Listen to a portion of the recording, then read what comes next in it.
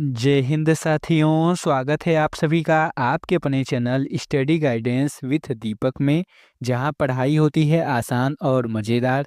तो आज हम लोगों का जो टॉपिक था जैन धर्म, वो हम लोगों का पार्ट 2 है। ठीक है, तो आज हम लोग पार्ट 2 कवर करेंगे। हम लोगों ने पार्ट 1 देख लिया है। अगर आप लोगों ने पार्ट 1 जैन धर्म का नहीं देखा है तो आप लोग चैनल पे जाके विजिट करके देख सकते हैं। ठीक है, तो ये हम लोगों का पार्ट 2 है। और हम लोगों ने लास्ट में क्या पढ़ा था कि जैन धर्म के बारे में और जैन धर्म की शुरुआत कैसे हुई। ठीक है, महावीर ने अपनी भाषा कौन सी दी, अपना पहला उपदेश किसे दिया, महावीर का जन्म कब हुआ, अंतिम तीर्थंकर कौन हुए। ठीक है, और लास्ट में क्या बताया था, आदि सुधर्मा के बारे में। ठीक है, और बिछुड़ी संघ के बारे में भी मैंने बता दिया था।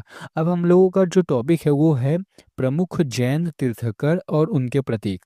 अब हम लोग देखेंगे कि प्रमुख जैन तीर्थंकर और उनके प्रतीक कौन कौन से हैं। ठीक है, तो चलिए शुरुआत करते हैं वीडियो को। ठीक है, बिना देरी करते हुए। और ये एसएससी एमटीएस सीजीएल सीएचएसएल के मोस्ट पॉइंट ऑफ से इम्पोर्टेंट है, तो क्लास को अंत तक जरूर देखें। ठीक है, चलिए शुरुआत करते हैं। हाँ, तो चलो सबसे पहले ये देख लेते हैं कि प्रमुख जैन तीर्थंकर जो होते हैं उनका नाम क्या है और उनका क्रम क्या है। ठीक है, और उनके प्रतीक के बारे में हम लोग देख लेते हैं कि उनका प्रतीक चिन्ह आखिर क्या है। ठीक है, तो प्रथम तीर्थंकर जो हैं वो ऋषभ देव जी थे, मैंने आप लोगों को बताया। और यही क्या थे, संस्थापक थे। जैन धर्म के प्रथम तीर्थंकर हैं और प्रथम संस्थापक यही हैं। तो याद रखिएगा, ऋषभ देव जी प्रथम है, इनका प्रतीक चिन्ह क्या है, सांड है। ठीक है, याद रखिएगा सांड। द्वितीय हैं अजीतनाथ जी, इनका प्रतीक चिन्ह हाथी है। तीसरे हैं संभव, तृतीय हैं घोड़ा, इनका चिन्ह है सपार्श्व। ये सप्तम है और इनका चिन्ह है स्वास्तिक। और शांति 16वें हैं, इनका प्रतीक चिन्ह है हिरण। अगले हैं हरनाथ जी, इनका चिन्ह है 18वां और ये मीन चिन्ह से हैं। अगला है नामी, 21वें हैं ये, इनका चिन्ह है नीलकमल। ठीक है, अगले हैं अरिष्ठनेमी, ये 22वें हैं और इनका चिन्ह है शंख। अगला है हम लोगों का पार्श्व, 23वां, इनका था सर्प। ठीक है, और लास्ट में हम लोगों के हैं महावीर और अंतिम तीर्थंकर। मैंने आप लोगों को बताया था महावीर स्वामी जी जो हैं वो अंतिम तीर्थंकर हैं और इनका क्रम देखें तो ये 24वें हैं।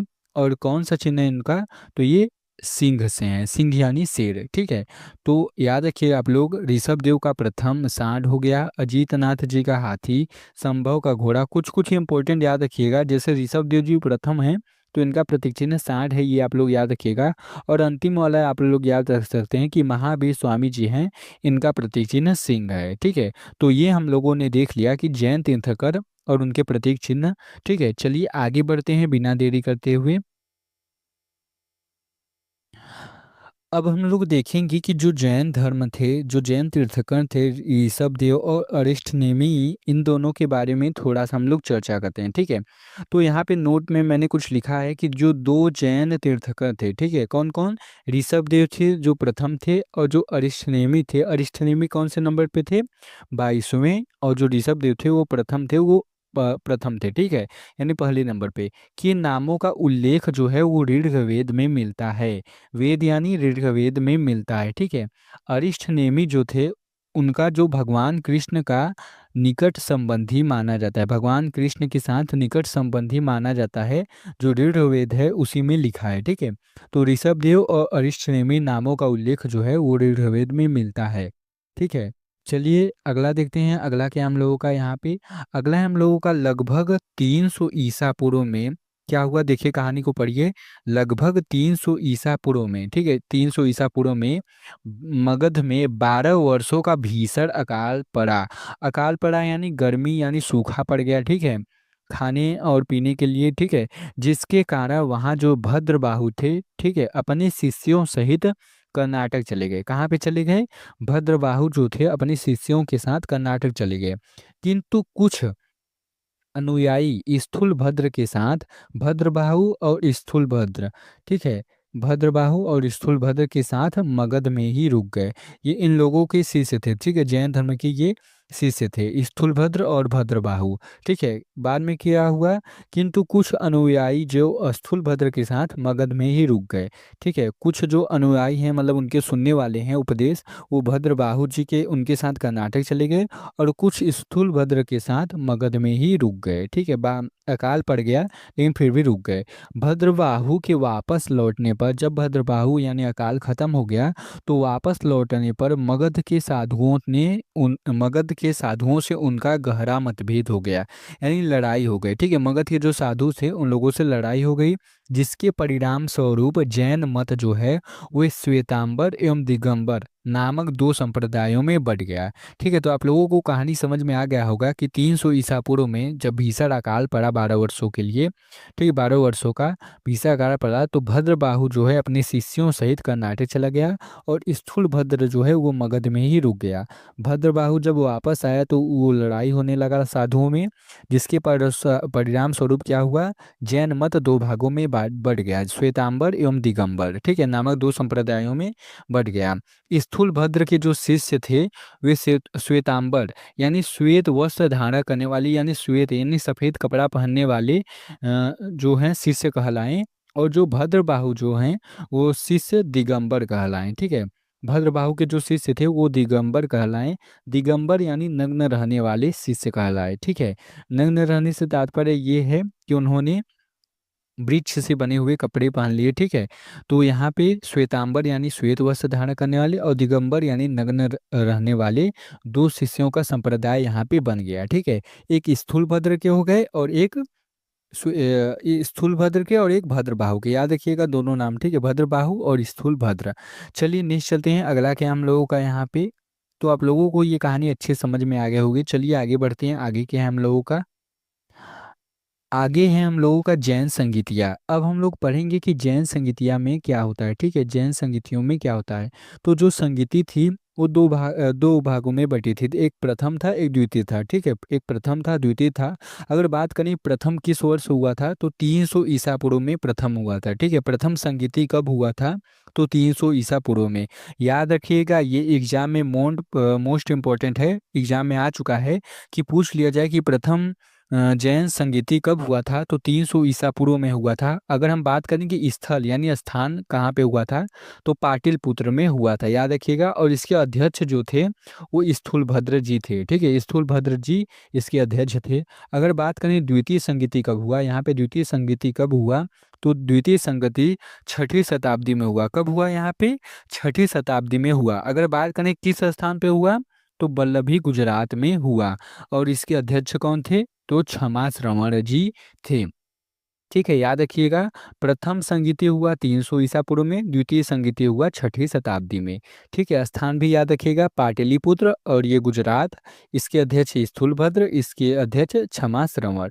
ठीक है, आगे चलते हैं। आगे जो है हम लोगों का जैन धर्म के 3 रत्न हैं, यानी जैन धर्म से रिलेटेड 3 रत्न हैं, यानी 3 रत्न माना गया है। ठीक है, सम्यक दर्शन होता है। देखिए क्या क्या 3 रत्न हैं, सम्यक दर्शन, सम्यक ज्ञान और सम्यक आचरण, यानी ज्ञान हो और आचरण हो और दर्शन के पात्र हो। ठीक है, तो जैन धर्म के ये 3 रत्न थे। ठीक है, इन ये 3 नियम थे एक तरह से जैन धर्म के। ठीक है, अगर इन नियमों को आप लोग मानते हैं, इन मतलब उस समय मानते थे लोग, तो उस समय के 5 महाव्रत थे। ठीक है, 5 महाव्रतों को मानना पड़ता था, तब जाके ये व्रत जो है उन लोगों का सिद्ध होता था। ठीक है, तब जाकर ये मानते थे कि इन्होंने ये जो व्रत है मतलब ये जो रत्न है उन्होंने सिद्ध किया है। तो 5 महाव्रत इन लोगों को करना पड़ता था ये 3 नियम अपनाने के लिए। ठीक है, कौन कौन से थे, चलिए आगे देखते हैं। हाँ, तो आगे देखते हैं जो वो 3 रत्न थे, कौन कौन से थे, त्रिरत्न, सम्यक दर्शन, सम्यक ज्ञान और सम्यक आचरण। तो उन तीनों को यानी त्रिरत्न के अनुशीलन में यानी पालन करने के लिए निम्न 5 महाव्रतों का पालन करना अनिवार्य है। इन पांचों महाव्रतों को मानना पड़ेगा, तब जाकर वो जो त्रिरत्न है वो सिद्ध होंगे। ठीक है, कौन कौन सा है वो, अहिंसा, अहिंसा यानी हिंसा न करना यानी मारपीट न करना, सत्य वचन यानी हमेशा सच बोलना, अस्त्य, अस्त्य यानी होता है चोरी न करना। ठीक है, किसी के घर पे चोरी न करना, अपरिग्रह यानी गृह का त्याग करने वाला, यानी गृह को त्याग करके यानी मोक्ष प्राप्ति के लिए वो जाए तप करे, ठीक है, अपरिग्रह होना चाहिए। और ब्रह्मचर्य यानी शादी विवाह ये सब मोह माया से उसको दूर रहना पड़ेगा, ठीक है, यानी ब्रह्मचर्य का पालन करना पड़ेगा। तो ये 5 महाव्रत थे जैन धर्म में। अगर जो त्रिरत्न है उन लोगों को मानना पड़ेगा। कौन कौन से त्रिरत्न? सम्यक दर्शन, सम्यक ज्ञान और सम्यक आचरण।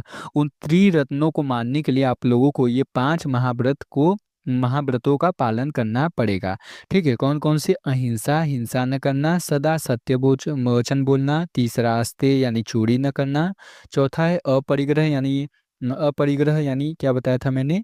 अपरिग्रह यानी गृह का त्याग करने वाला, और पांचवा है ब्रह्मचर्य यानी ब्रह्मचारी रहना, ठीक है। ठीक है, यानी जो सांसारिक मोह माया है उससे दूरी बनाए रखना, यही ब्रह्मचर्य कहलाता है। चलिए आगे बढ़ते हैं। आगे क्या है हम लोगों का यहाँ पे? आगे हम देखते हैं जैन संगीतियों के बारे में और क्या क्या बातें हैं, ठीक है। तो जैन धर्म के बारे में थोड़ा समझते हैं। जो जैन धर्म में लोग रहते थे वो ईश्वर को नहीं मानते थे, यानी जो भगवान शिव हैं, गणेश हैं, वो इन सबको नहीं मानते थे। यानी ईश्वर नाम से संबंधित कोई भी चीज नहीं जानते थे, ठीक है। ईश्वर से वो अपरिचित एक तरह से कर सकते थे, या वो लोग मानते नहीं थे, यानी मान्यता नहीं देते थे कि ईश्वर है या नहीं, ये सब लोग उन लोग नहीं मानते थे। जैन धर्म में जो होता था वो आत्मा की मान्यता थी। आत्मा की मान्यता ये थी कि अगर कोई आदमी मर जाए तो उसका पुनर्जन्म हो जाता है, यही आत्मा की उन लोगों में मान्यता थी, ठीक है। महावीर क्या थे? पुनः जन्म एवं कर्मवाद में विश्वास रखते थे। महावीर जो जो थे, भगवान जी जो थे एक तरह से, ठीक है, वो क्या करते थे? पुनः जन्म में विश्वास करते थे। पुनः जन्म यानी जैसे मरने के बाद दूसरा जन्म हो जाए तो उसी को कहते थे, ठीक है। महावीर जो थे ये कैसरी 24वें तीर्थंकर थे, याद रखिएगा आप लोग, 24वें और अंतिम, ठीक है, 24वें और अंतिम। तो ये पुनः जन्म से वाकिफ थे, ठीक है, यानी जन्म मरण के चक्र में पुनः वापस आ जाते थे, ठीक है। जैसे किसी का आत्मा का अगला जन्म होगा, कैसे होगा, ये सब उसके कर्मों पर निर्भर करता था। ये सब महावीर जी जो बताते थे हम लोगों को, कि महावीर जी जो थे वो पुनः जन्म पे भरोसा करते थे और कर्मवाद पे विश्वास करते थे। कर्मवाद क्या होता है? पुनः जन्म क्या होता है कि आत्मा का पुनः जन्म, यानी कोई हो गया, किसी की मृत्यु हो गई और अगले जन्म में वो फिर से आ गया, ठीक है। तो यही पुनः जन्म वो आज की मान्यता थी जैन धर्म में, ठीक है। तो महावीर जो जैन धर्म में पुनः जन्म की मान्यता थी, और कर्मवाद में, कर्मवाद क्या होता है? उसके कर्मों पर निर्भर करता है, ठीक है, जैसा कर्म करेंगे वैसा ही अगला जन्म मिलेगा। ये महावीर का कहना था। महावीर का कहना था कि जैसा आप लोग कर्म करेंगे वैसा ही आप लोगों को अगला जन्म प्राप्त होगा, ठीक है। जैन धर्म के बारे में अगला देखते हैं। जैन धर्म के सप्तभंगी ज्ञान और अन्य नाम सयादवाद और अनेकांतवाद है, ठीक है। कर्मवाद के बारे में मैं थोड़ा सा और बता देता हूँ कि जो अच्छा कर्म होता है, ठीक है, अच्छे कर्म से ही अगले जन्म में आपको अच्छा जीवन आपको मिलेगा, ऐसा महावीर का मानना था। और जो दुखी जीवन में होते हैं, यानी नीच योनि में दुखी जीवन व्यतीत करते हैं, यानी झगड़ा मार करते हैं या पीटते हैं या दूसरों को सताते हैं, तो वो दुखी जीवन में व्यतीत करते हैं बाद में, ठीक है, अगले जन्म में, और वो नीच योनि में पैदा लेते हैं, यानी एकदम दुष्ट एकदम दुष्ट जो होते हैं उस योनि में जन्म लेते हैं, ठीक है। तो इसको कर्मवाद और पुनर्जन्म में विश्वास रखते थे महावीर जी, ठीक है। अगला अगला क्या था हम लोगों का? सप्तभंगी ज्ञान, ठीक है। सप्तभंगी ज्ञान होता है, क्या होता है? किसी वस्तु के बारे में जो होता है वो सत्य जो होता है वो 7 तरीकों से समझा जा सकता है। इसी को सप्तभंगी ज्ञान कहा जाता था। सयादवाद क्या होता था? सयादवाद यानी शायद, ठीक है, सयादवाद ये क्या होता था? शायद, शायद हम जो कह रहे हैं वही बातें होती थी जैन धर्म में, ठीक है। अनेकांतवाद क्या होता था? कि हर चीज के अनगिनत पहलू होते हैं, हर चीज को हम लोग अलग अलग तरीके से देख सकते हैं, ये महावीर जी का कहना था, ठीक है। एक दृष्टि से पूरा नहीं समझ सकते, लेकिन हर वस्तु के कई पहलू होते हैं, ऐसा उनका मानना था, ठीक है। एक सत्य था और उस दृष्टि से वो लोग मानते थे, और एक वस्तु के कई पहलू होते थे, ठीक है। जैसे आप लोग कह दें कि एमटीएस क्लियर है, जैसे आप लोग मानने के लिए मैं कह रहा हूँ यहाँ पे, ठीक है। जैसे आप लोग, ये मैंने एक पेन लिया है, ठीक है, ये एक पेन है, ठीक है। कुछ लोगों का कहेंगे कि ये एक पेन है कुछ लोग कहेंगे ये एक मार्कर है, कुछ लोग कहेंगे कि ये साधारण पेन है, कुछ लोग कहेंगे ये एक नॉर्मल पेन है। तो ऐसे ही 7 ज्ञान यानी एक वस्तु के बारे में 7 अलग-अलग तरीकों से समझा जा सकता है। महावीर जी का कहना था कि कोई भी वस्तु हो या बात हो, हम लोग उसे 7 तरीकों से जान सकते हैं। जैसे आप लोग क्या-क्या सोचते हैं मन में, जैसे एमटीएस हो गया तो एमटीएस क्लियर होगा, ठीक है? एमटीएस क्लियर नहीं होगा, चलो हो जाएगा तो कैसे होगा, नहीं होगा, क्या-क्या पढ़ें? ऐसे ही कई बातें आप लोगों के मन में आती हैं, तो ये होती हैं 7 तरीके, ठीक है? इसे ही कहते थे जैन धर्म में सप्तभंगी ज्ञान, ठीक है? चलिए, अनेकांतवाद आप लोग जान गए होंगे कि अनगिनत पहलू होते हैं हर चीज़ के, ठीक है? अलग-अलग दृष्टि से हम लोग देख सकते हैं। तो ये आप लोगों के नज़रिए पे फ़र्क पड़ता है कि आप लोग कैसे किस वस्तु को देखते हैं, ठीक है? चलिए नेक्स्ट चलते हैं, अगला क्या हम लोगों का, जैन धर्म ने अपने आध्यात्मिक विचारों को सांख्य दर्शन से ग्रहण किया, ठीक है? सांख्य दर्शन क्या होता है? आध्यात्मिक विचार क्या होता है? आध्यात्मिक विचार होता है आत्मा और पुरुष का मिलन, ठीक है? जब आत्मा जो होती है पुरुष और प्रकृति के भावों को छोड़कर यानी जो मोक्ष प्राप्त करने के लिए आत्मा को जो होता है प्रकृति और आसक्ति से अलग होना पड़ता है। जो प्रकृति हो गए यानी पेड़ पौधे हो गए और बहुत सी चीज़ें हो गए, तो उन लोगों से मोह माया आप लोगों को छोड़ना पड़ेगा, यानी आध्यात्मिक विचारों को छोड़ना पड़ेगा, तभी आप लोगों को क्या होगा, मोक्ष प्राप्त होगा, ठीक है? जैन धर्म में सांख्य दर्शन क्या था? सांख्य दर्शन ये था कि जैसे कपिल मुनि जी कहते थे कि जैसे कर्म से बंध जाते थे, ठीक है? जो कर्म से होते थे वो पुरुष लोग बंध जाते थे, तो उन्हीं को कहा जाता था कि कर्मवाद में ना रहें, ठीक है? कर्मवाद में ना रहें यानी सांख्य दर्शन ग्रहण करें, ठीक है? मतलब वह कर्म से बंध जाते थे, तो वही कहते थे कि कर्म बंधन से मुक्त होना पड़ेगा, तभी आप लोगों को मोक्ष प्राप्त होगी, तभी आप लोगों की आत्मा जो है वो मोक्ष प्राप्त करेगी, ठीक है? बंधन से मुक्त होना पड़ेगा। चलिए नेक्स्ट चलते हैं, अगला क्या है हम लोगों का, ये याद रखिएगा कि जैन धर्म में ईश्वर की मान्यता नहीं थी और जैन धर्म में आत्मा की मान्यता थी, ठीक है? महावीर जी पुनर्जन्म एवं कर्मवाद में विश्वास रखते थे। चलिए नेक्स्ट चलते हैं, अगला क्या है हम लोगों का यहाँ पे, अब हम पढ़ते हैं कि जैन धर्म मानने वाले कुछ राजा थे। चलिए उन राजाओं के बारे में पढ़ लेते हैं कि यही एग्जाम में आ जाए, ठीक है? ऐसे प्रश्न पूछा जा सकता है कि कौन से जो राजा थे वो जैन धर्म से संबंधित है या जैन धर्म को जानते थे, ठीक है? चलिए देख लेते हैं, सबसे पहले राजा कौन से हैं, उदयन, ठीक है? याद रखिएगा, उदयन, वंदराज, चंद्रगुप्त मौर्य। चंद्रगुप्त मौर्य कौन थे? मौर्य वंश के संस्थापक थे, ठीक है? याद रखिएगा आप लोग, मौर्य वंश के संस्थापक चंद्रगुप्त मौर्य थे और इन्होंने जैन धर्म को माना था, ठीक है? चंद्रगुप्त मौर्य हो गए, कलिंग नरेश खारवेल हो गए, राष्ट्रकूट राजा हो गए अमोघवर्ष और चंदेल शासक हो गए। ये लोग क्या करते थे, जैन धर्म को मानने वाले राजा थे। याद रखिएगा आप लोग, कौन कौन, उदयन, वंद राजा, चंद्रगुप्त मौर्य, कलिंग नरेश खारवेल, राष्ट्रकूट राजा, अमोघवर्ष, चंदेल शासक, ठीक है? चलिए नीचे चलते हैं, अगला क्या हम लोगों का, अगला देखिए, मैसूर के गंग वंश के मंत्री। अब देखिए मैसूर के जो गंग वंश के मंत्री थे चामुंड, ठीक है? उनका क्या नाम था, चामुंड था, कि ये प्रोत्साहन से कर्नाटक के स्वर्ण बेलखोला में 10वीं शताब्दी के मध्य भाग में विशाल बाहुबली की मूर्ति यानी गोमतेश्वर की मूर्ति का निर्माण किया गया, ठीक है? तो यहाँ पे जो चामुंड जी थे वो कहाँ के थे, गंग वंश के मंत्री थे, ठीक है? मैसूर के गंग वंश के मंत्री थे और इन्हीं के कहने पर कर्नाटक में स्वर्णबेलखोला में, कहाँ पे, कर्नाटक में स्वर्णबेलखोला में 10वीं शताब्दी के मध्य भाग में एक विशाल मूर्ति स्थापित की गई, ठीक है? जिसका नाम था गोमतेश्वर की मूर्ति। तो याद रखिएगा आप लोग, अगर पूछा जाए कि गोमतेश्वर की मूर्ति का निर्माण कहाँ हुआ था, तो कर्नाटक में हुआ था, याद रखिएगा।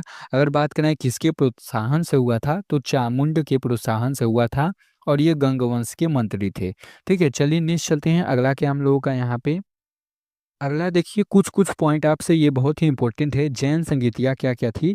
तो खजुराहो में, याद रखिए, ये सीजीएल प्री में एक बार पूछ लिया गया था और ये एमटीएस में भी एक बार आया था। तो याद रखिए, खजुराहो में जो जैन मंदिर है, ठीक है? खजुराहो कहाँ है, मध्य प्रदेश में है शायद। तो वहाँ पे जो जैन मंदिर है उनका निर्माण किसने किया था, तो चंदेल शासकों द्वारा उनका निर्माण किया गया था, ठीक है? मैंने एक बार बताया था, शायद ये प्रश्न आ गया था प्रीवियस ईयर में यानी पीवाईक्यू में, ठीक है? तो प्रीवियस ईयर आप लोग देखते रहिए। खजुराहो में जैन मंदिरों का निर्माण चंदेल शासकों द्वारा किया गया था।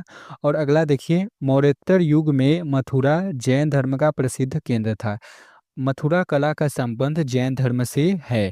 ये भी याद रखिएगा कि मौर्योत्तर युग में, यानी जब चंद्रगुप्त मौर्य थे, उस समय मथुरा में जैन धर्म का प्रसिद्ध केंद्र था। उस समय क्या था, मथुरा में जैन धर्म का प्रसिद्ध केंद्र था।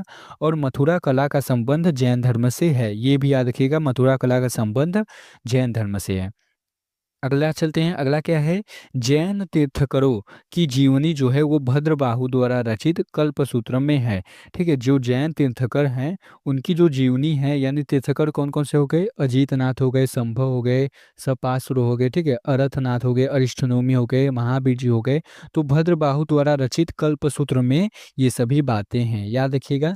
चलिए नेक्स्ट चलते हैं, अगला क्या हम लोगों का यहाँ पे, अगला क्या हम लोगों का यहाँ पे, अगला है हम लोगों का यहाँ पे, 72 वर्ष की आयु में महावीर जी की मृत्यु हो गई। याद रखिएगा, उन्होंने 40 वर्ष की अवस्था में, सॉरी 30 वर्ष की अवस्था में उन्होंने संन्यास जीवन ग्रहण किया था। और 42 वर्ष की अवस्था में उन्होंने ज्ञान प्राप्त कर लिया। और 72 वर्ष की अवस्था में उनकी मृत्यु हो गई। ठीक है, तो 72 वर्ष की अवस्था में उनकी मृत्यु हो गई। ठीक है, 72 वर्ष की अवस्था में उनकी मृत्यु हो गई। और महावीर की जो मृत्यु है उन्हें निवार कहा गया। क्या कहा गया, निर्वार। 468 ईसा पूर्व में बिहार राज्य के पावापुरी राजगीर में हो गई। ठीक है, अगला देखिए क्या है, मल्ल राजा सृष्टिपाल के राजप्रसाद में महावीर स्वामी को निर्वाण प्राप्त हुआ था। ठीक है, अब मैं डिटेल में समझाता हूँ आप लोगों को कि 72 वर्ष में, ठीक है, महावीर जो जैन धर्म के तीर्थकर थे और अंतिम तीर्थकर थे। ठीक है, ये 24वें तीर्थकर एवं अंतिम तीर्थकर थे, महावीर जी थे। ठीक है, तो ये क्या थे, अंतिम चरण में ये पावापुरी गए थे। ठीक है, पावापुरी कहाँ है, ये बिहार राज्य में। ठीक है, पावापुरी कहाँ है, बिहार राज्य में पहुंचे। ठीक है, तो वहाँ के जो राजा थे उस समय वो मल्ल राजा थे। उन मल्ल राजा, उनका नाम क्या था, तो उनका नाम था सृष्टिपाल। ठीक है, सृष्टिपाल जो थे उनका नाम था मल्ल राजा। ठीक है, मल्ल राजा कहिए या मल्ल राजा जो थे, यानी मल्ल राजा गणराज्य के राजा थे। और सृष्टिपाल या हस्तिपाल कहिए, इनका नाम हस्तिपाल भी था। तो हस्तिपाल जो राजा थे, यानी सृष्टिपाल ही याद रखिए, सृष्टिपाल जो राजा थे वो राजप्रसाद, यानी राजप्रसाद यानी महल में जो थे, स्वामी महावीर के प्रवास और धर्म सभा की व्यवस्था की थी। यानी स्वामी जी जो थे उन्होंने वहीं पर अपना उपदेश दिया था, अंतिम उपदेश वहीं पे दिया था। तो उन्होंने, जो मल्ल राजा थे, उन्होंने उनके बैठने उठने के लिए वहाँ पे धर्मसभा लगाया था। ठीक है, उनके रहने के लिए वहाँ पे सजाया था। कहाँ पे, अपने महल में, राजप्रसाद में। ठीक है, तो फिर क्या हुआ था, उन्होंने अंतिम उपदेश वहीं पे दिया था। तो कार्तिक मास की अमावस्या को उन्होंने 468 ईसा पूर्व में उन्होंने निर्वाण यानी जन्म मरण से उन्होंने वहीं पे, ठीक है, तो यहाँ तक आप लोगों को समझ में आया गया होगा कि निर्वाण मतलब क्या होता है, जन्म मरण के चक्र से मुक्ति पाना। ठीक है, तो पावापुरी अंतिम में वो गए थे और वहीं पे अंतिम उपदेश दिया था। तो वहाँ के जो राजा थे मल्लराज सृष्टिपाल, उन्होंने अपने राजमहल में महावीर स्वामी के रहन सहन का व्यवस्था किया था। तो उन्होंने वहीं पे निर्वाण प्राप्त उनको कराया। ठीक है, निर्वाण प्राप्त हुआ था। ठीक है, याद रखिएगा आप लोग। ठीक है, अंतिम अपना उपदेश वहीं पे बिताया था। जब ये पावापुरी पहुँचे तो वहाँ पे जो मल्ल राजा थे उन्होंने क्या किया, राजप्रसाद में उन्हें ठहराया, यानी महल में ठहराया। और वहीं पे महावीर ने अपना अंतिम उपदेश दिया और फिर उन्होंने निर्वाण प्राप्त किया। तो पावापुरी में एक जल मंदिर है, आप लोग कभी घूमे होंगे तो जानते होंगे। उसी घटना की याद में वहाँ पे बना है। तो आज जैन धर्म का वो प्रमुख तीर्थ है। वहाँ पे जाकर आप लोग ध्यान से देख सकते हैं कि पावापुरी में क्या हुआ था। ठीक है, तो पावापुरी में जल मंदिर है, वहीं पे आप लोग घूम सकते हैं। ठीक है, चलिए नेक्स्ट चलते हैं, अगला क्या हम लोगों का यहाँ पे, हाँ, तो हम लोगों की क्लास इतनी ही थी। ठीक है, तो हम लोगों ने जैन धर्म पार्ट 1 और पार्ट 2 दोनों पार्ट में ख़त्म कर दिया। ठीक है, 2 पार्ट में हम लोगों ने ख़त्म कर दिया। और अगर अगर आप लोगों ने पार्ट 1 नहीं देखा है तो देख लीजिएगा। नेक्स्ट टॉपिक जो है वो हम लोगों का बौद्ध धर्म होगा, बौद्ध धर्म होगा। ठीक है, अभी होगा नहीं, याद रखिए पहले क्या, मेरी बात को ध्यान से सुनिए। ठीक है, नेक्स्ट टॉपिक जो है ये इस वीडियो पे होगा, लेकिन कब होगा, कब होगा तो यहाँ पे देखिए, जब इस वीडियो पे 100 लाइक्स कंप्लीट हो जाएँगे तब जो होगा मैं बौद्ध धर्म के बारे में पढ़ाऊँगा, नहीं तो बाद में ये वीडियो आएगी 1-2 महीने में, ठीक है? तो आप लोगों को क्या करना है, 100 लाइक्स कंप्लीट करना है। मैंने आप लोगों के लिए इतनी मेहनत की, इतनी पीडीएफ, पीपीटी बनाने में बहुत ही मेहनत लगती है, आप लोग समझ रहे होंगे, ठीक है? तो पीडीएफ बनाने में मुझे बहुत ही मेहनत लगती है। अगर आप लोग 1-2 लाइक करेंगे तो मैं क्या पढ़ाऊँगा आप लोगों को? तो आप लोग कंप्लीट करेंगे इसमें 100 लाइक्स, तो मैं आप लोगों को नेक्स्ट वीडियो बौद्ध धर्म से रिलेटेड पढ़ाऊँगा और बौद्ध धर्म की कहानी अगली वीडियो में सुनाऊँगा, ठीक है? तो ये रहा हम लोगों का जैन धर्म। तो आप लोग याद रखिएगा, एक वीडियो 1 लाइक और 1 सब्सक्राइब ही करना है आप लोगों को, ज़्यादा नहीं करना है, सभी लोग को 1 लाइक करना है, ठीक है? तो 100 लाइक से देखते हैं कब कंप्लीट होगा और बौद्ध धर्म मैं कब सुनाऊँगा, ये आप लोगों के ऊपर डिपेंड करता है। चलिए नेक्स्ट चलते हैं, अगला क्या है हम लोगों का यहाँ पे, अगला है हम लोगों का क्लास को आप लोग ज़रूर लाइक कर दीजिएगा, ठीक है? तो मैं बार-बार कह रहा हूँ कि क्लास को आप लोग ज़रूर लाइक कर दीजिएगा और चैनल को अभी तक आप लोगों ने सब्सक्राइब नहीं किया है तो सब्सक्राइब कर दीजिएगा, ठीक है? और बेल आइकन प्रेस कर दीजिएगा ताकि आने वाली सभी नोटिफिकेशन आप तक ज़रूर पहुँचे और अपने दोस्तों के साथ शेयर करें ताकि वो अच्छे से तैयारी कर सकें, ठीक है? पीडीएफ के लिए आप लोग टेलीग्राम चैनल ज्वाइन कर सकते हैं, ठीक है? और पार्ट 1 अभी तक नहीं देखा है तो पार्ट 1 यहाँ पे आप लोग देख सकते हैं, मैं यहाँ पे दे दूँगा, ठीक है? पार्ट 1 आप लोग देख सकते हैं क्लिक करके, ठीक है? ठीक है, पार्ट 1 आप लोग देख लीजिएगा। तो मिलते हैं नेक्स्ट क्लास में, तब तक के लिए धन्यवाद। जय हिंद, वंदे मातरम। और हाँ, वीडियो को लाइक ज़रूर कर दीजिएगा। मैं वेट करूँगा आप लोगों का। देखते हैं कितना जल्दी होगा, जितनी जल्दी होगी उतनी जल्दी मैं बौद्ध धर्म की कहानी लेकर आऊँगा। और वीडियो कैसी लगी कमेंट करके ज़रूर बताइएगा आप लोग। धन्यवाद आप सभी का।